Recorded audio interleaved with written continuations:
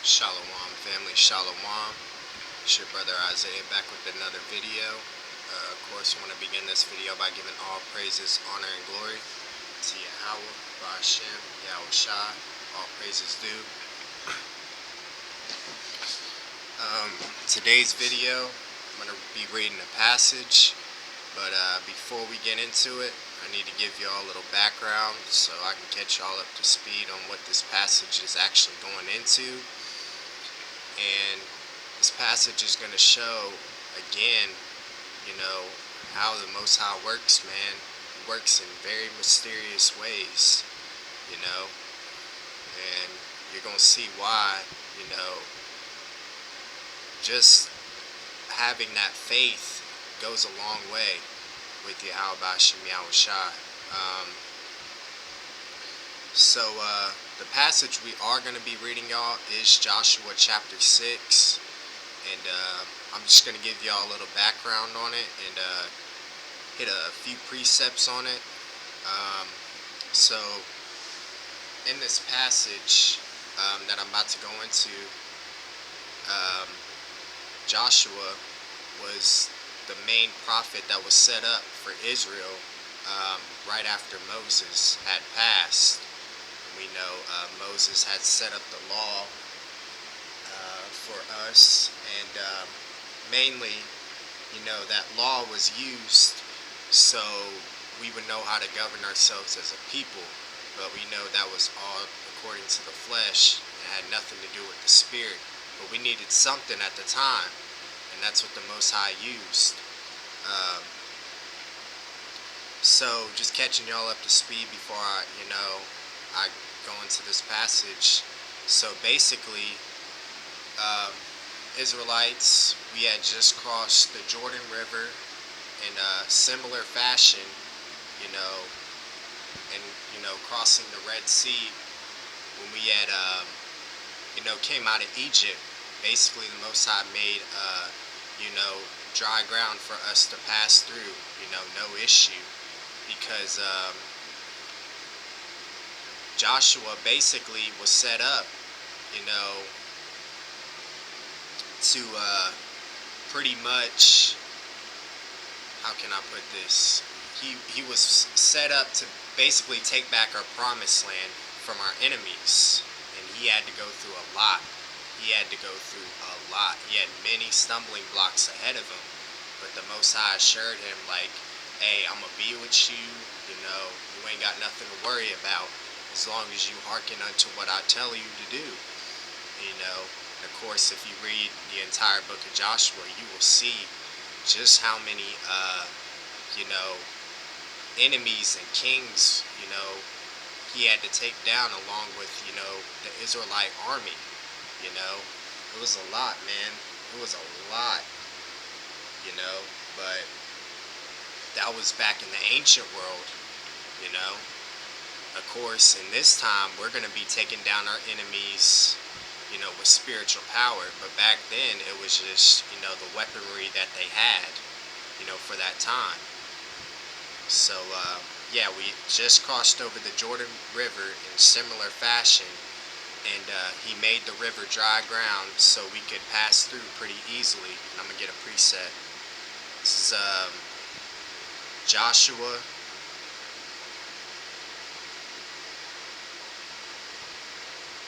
chapter 3. I'm gonna start at verse 15.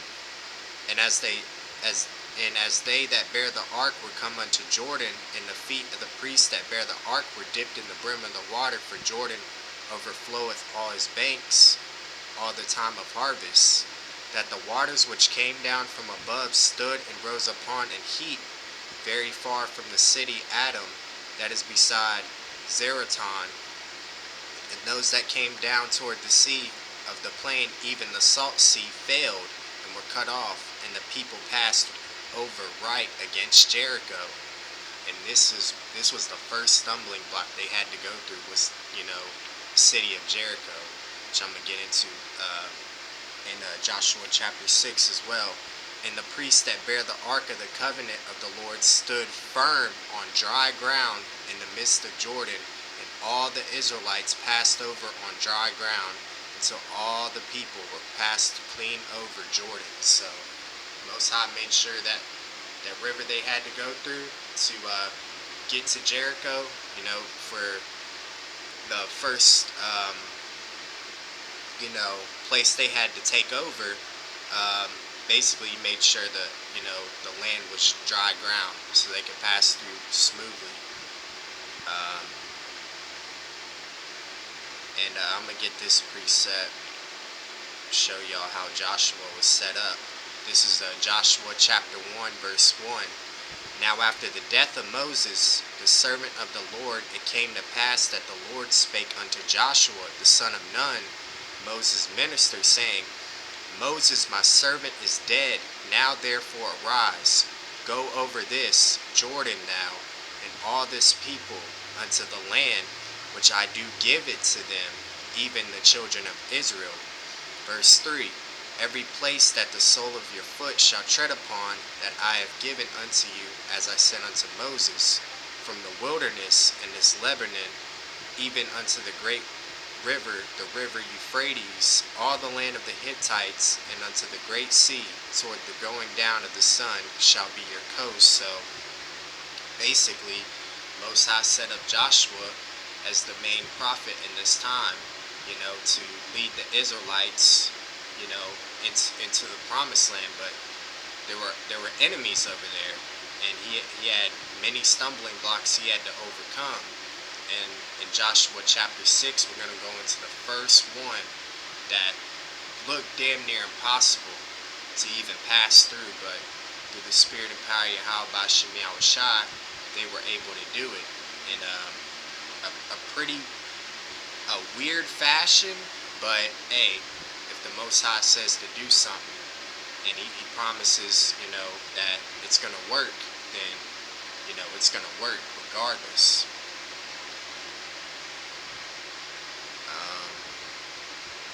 Also wanted to get this. Well, actually, I'm going to get that precept later. Let's just head into Joshua chapter 6, starting at verse 1. Now Jericho was straitly shut up because of the children of Israel. None went out, and none came in. So this was a big city, man, or a city that was shut completely. Like the walls were impenetrable. You couldn't pass through. You couldn't get. If you were in, you weren't getting out, and if you were out, you couldn't get in. I don't know exactly how tall these walls were, but I'd say they were pretty tall, man. Especially, I don't think anybody tried to climb over there. So, yeah, let's continue reading.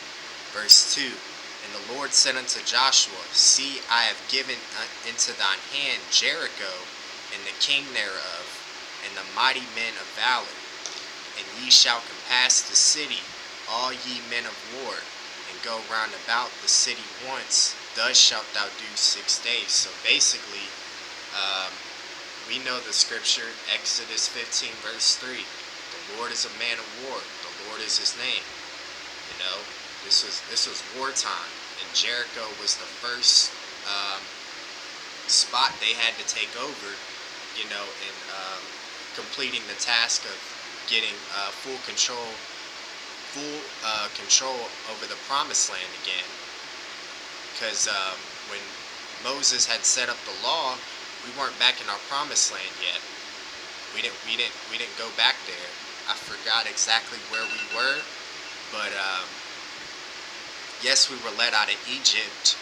But I'm definitely gonna have to do some more study on that, because that would definitely get y'all up to speed more on exactly where we were at the time. Yeah, so Joshua basically had to lead us back into our promised land, but there were enemies in our promised land while we were in Egypt, because we were in Egypt for 400 years, so that was more than enough time for our enemies to set up shop, and these other nations and the kings that were there at the time to set up shop in our land. But basically, what the Most High was telling them to do, y'all are gonna march around this city 6 days. Verse 4.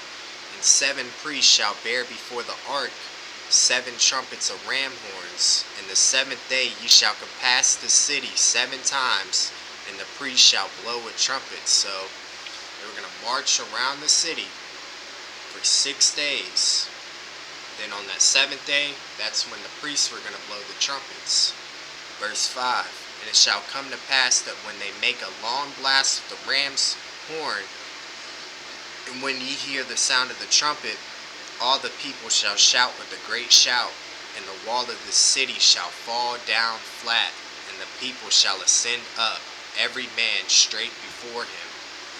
So on that 7th day, when they make that shout, the wall that's impenetrable is going to come down, be completely destroyed. Be completely destroyed.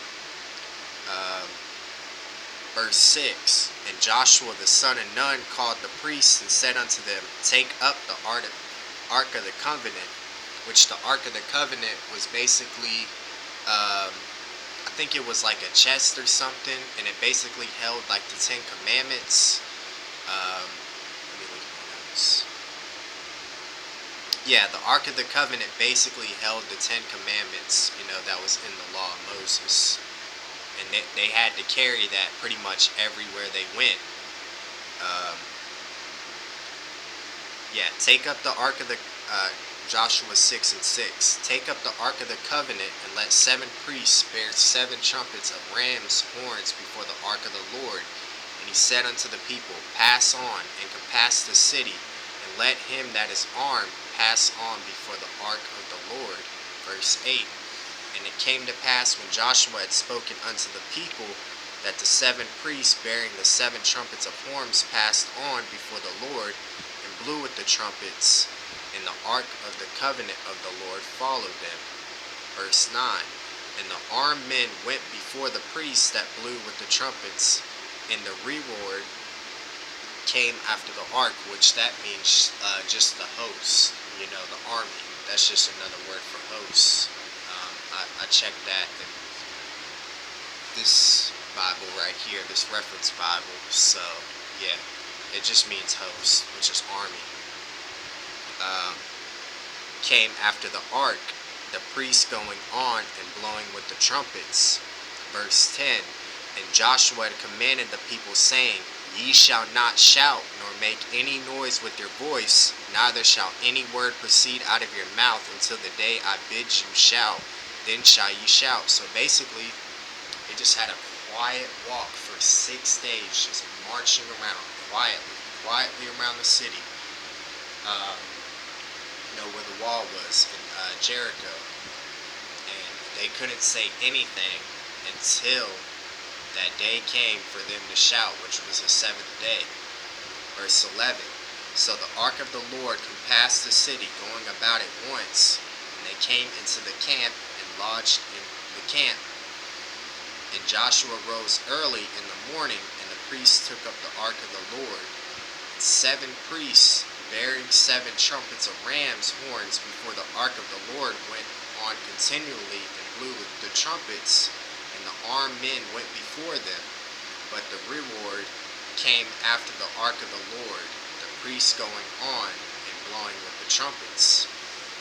Verse 14. And the 2nd day they compassed the city once, and returned into the camp, so they did 6 days. So on that 2nd day they just went around the city one time, went back into the camp. Verse 15. And it came to pass on the 7th day that they rose early about the dawning of the day, and compassed the city after the same manner 7 times. Only on that day they compassed the city 7 times. So on that 7th day, that's when they went around the city 7 times. And it came to pass at the 7th time, when the priests blew with the trumpets, Joshua said unto the people, Shout, for the Lord hath given you the city. So he's saying, hey, this is a war cry. Shout.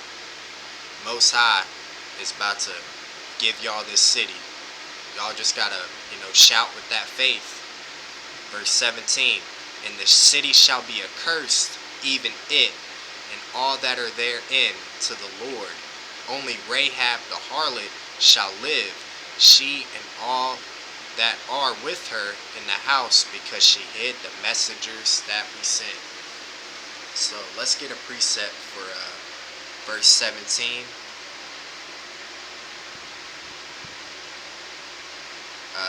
This is Joshua 2, verse 1. And Joshua the son of the Nun sent out of Shittim 2 men to spy secretly, saying, Go view the land, even Jericho. And they went and came into an harlot's house named Rahab, and lodged there.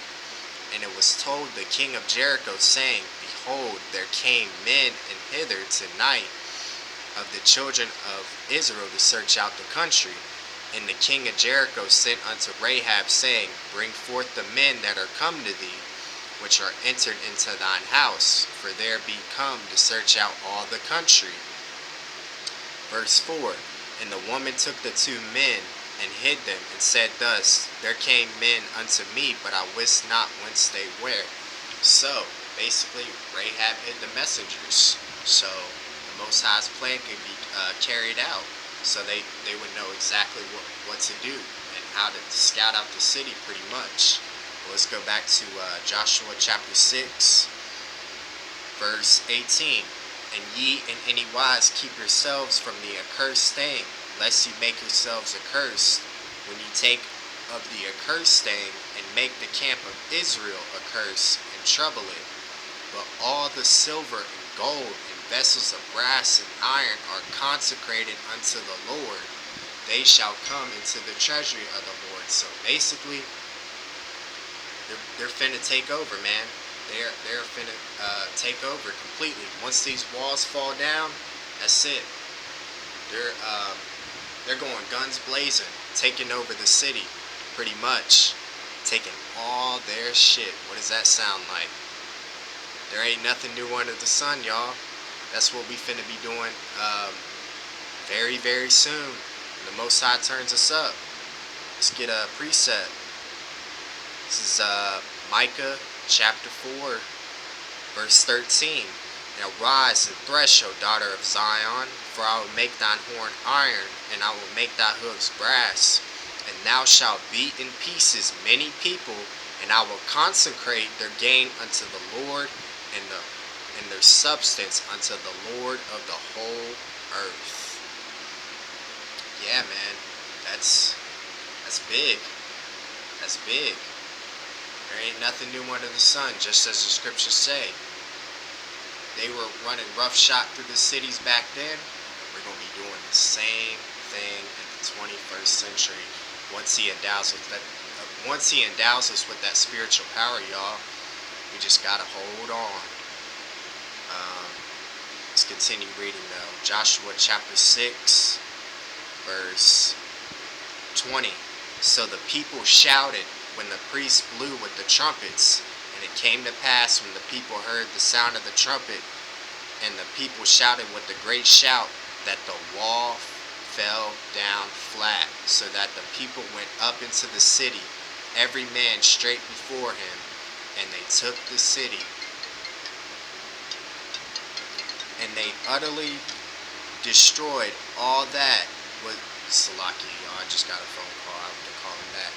And they utterly destroyed all that was in the city, both man and woman, young and old, and ox and sheep and ass, with the edge of the sword. What does that sound like? Let's get it, y'all. This is Jeremiah 51, verse 20. Thou art my battle axe and weapons of war, for with thee will I break in pieces the nations, and with thee will I destroy kingdoms. And with thee will I break in pieces the horse and his rider, and with thee will I break in pieces the chariot and his rider. Verse 22. With thee will I also will I break in pieces man and woman, and with thee will I break in pieces old and young, and with thee will I break in pieces the young man and the maid. They were doing the same thing back then. That's why that scriptures when it says the Lord is a man of war, the Lord is his name, man. We've been doing this shit for centuries. We are his army, man. We have been risen back up in this time to carry out the legacy again. We're going to take over this shit again, but this time it's not going to just be in one area. It's going to be the entire planet. And of course, this time, we're not even going to have to take back our promised land. Yahushua is. He's going to be taking that back.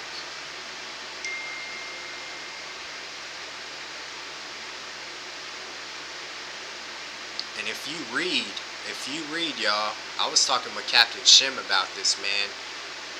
Scriptures throw nuggets in there, man. If you look at Micah 4 verse 13, and it says, and I will consecrate their gain unto the Lord. That's talking about Yahweh, because he's in all caps. And then go down to the latter end of the verse, and their substance unto the Lord of the whole earth. That's not in all caps. That's talking about Yahushua. That's talking about Yahushua. If y'all reading along with me, y'all will see that. And it's all throughout the scriptures, man. All throughout the scriptures. If you see Lord in all caps, you know that's talking about the Father. But if you see Lord, L, capitalized O-R-D, and it's lowercase, that's talking about Yahushua.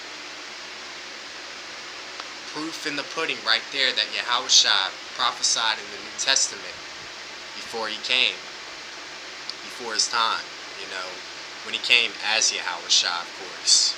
So, yeah, man, that's just something to catch right there in the scriptures. It's right there. But let's get back to Joshua chapter 6, verse, where were we at? Verse 22. But Joshua had said unto the two men that had spied out the country, go into the harlot's house, and bring out thence the woman, and all that she hath, as ye swear unto her. And the young men that were spies went in, and brought out Rahab, and her father, and her mother, and her brethren, and all that she had, and they brought out all her kindred, and left them without the camp of Israel. Verse 24. And they burnt the city with fire, and all that was therein, only the silver and the gold and the vessels of brass and of iron they put into the treasury of the house of the Lord. So yeah, man, the city was completely destroyed just with a shout.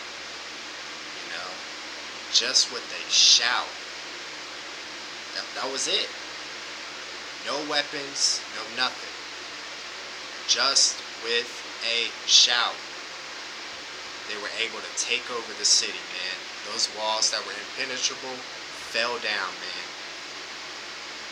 Don't matter how the Most High does something. If he says he's going to do something, man, we just got to believe him. We just got to believe him. We got to walk in faith.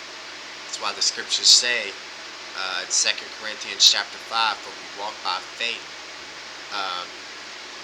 For we walk by faith and not by sight. Let me make sure that's correct. 2 Corinthians 2 Corinthians 5 and 7. For we walk by faith, not by sight. It's not what we see. It's not what we see immediately. We have that faith instilled in our spirits to know the Most High's will is going to be carried out no matter when it happens. No matter where it happens, he is going to do it. And this passage proves it. Let's go back to Joshua chapter 6,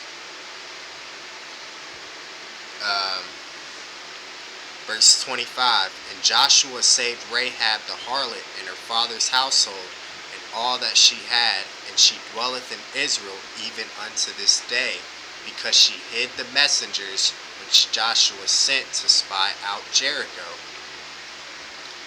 So yeah, man, Most High put the spirit on her to,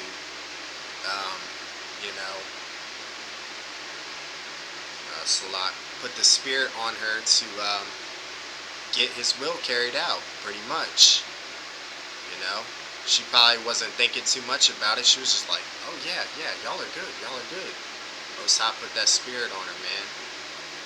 He can use anybody he wants to get his will carried out. Verse 26. And Joshua adjured them at the time, saying, Cursed be the man before the Lord that riseth up and buildeth this city Jericho. He shall lay the foundation thereof in his firstborn, and his youngest son shall he set up the gates of it. So the Lord was with Joshua, and his fame was noised throughout all the country. And I wanted to hit this, y'all. If you read Joshua chapter 12, verse 9, I'm only going to read verse 9, but if y'all are reading along, you will see how many kings he had to go through. And this wasn't all of it. You have to continue reading the book of Joshua to see how much more it took just to get our promised land back so we could dwell there. I believe if you get up to about the 23rd chapter, that's when, after all the enemies they had to go through, that's when Israel was able to rest. So, I know y'all see all these kings, man. He had to take each and every one of them down so we could dwell back in our promised land. But I'm going to read Joshua 12 and 9 to show you that Jericho was the first stumbling block for Joshua and the Israelite army. Joshua 12 and 9. The king of Jericho won. The king of Ai, which is beside Bethel, won. So, yeah, man. If you just read down through the 24th verse, you see all the kings he had to go pretty much smite to take over our land back. But yeah, man, that was the first stumbling block that they had to go through. It took them a week to accomplish, their goal of taking it over, and it took faith with just a shout, man. So that right there just shows you the power of Yahweh Shem Yahushai. But yeah, y'all, Lord willing, you guys were edified. Just want to end this video by giving all praises, honor, and glory to Yahweh, Hashem, Yahushai. All praises due. I'll see you on the next one. Shalom.